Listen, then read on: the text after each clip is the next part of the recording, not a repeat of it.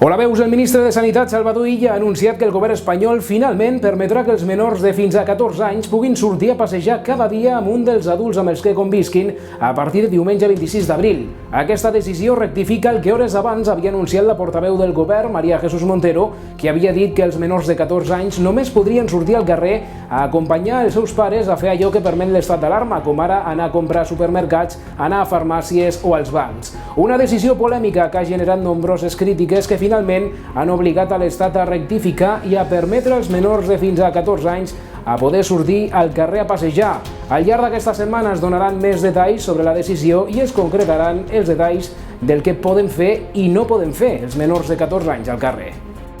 Este es un gobierno que escucha y les anuncio hoy que este próximo fin de semana emitiré una orden para que los niños menores de 14 años puedan dar paseos. Daremos a conocer los detalles concretos y las recomendaciones de cómo tienen que producirse estos paseos. Lo estamos trabajando con diferentes miembros del Gobierno, en concreto con la Vicepresidencia Segunda de Asuntos Sociales. Insisto, este fin de semana he tomado la decisión de emitir una orden que permitirá desde el mismo domingo, día 26 de abril, primer día, si se aprueba mañana en el Congreso el decreto de estado de alarma en que estará vigente este nuevo decreto, tomaré esta orden para que los niños menores de 14 años puedan dar paseos en las condiciones concretas que daremos a conocer próximamente.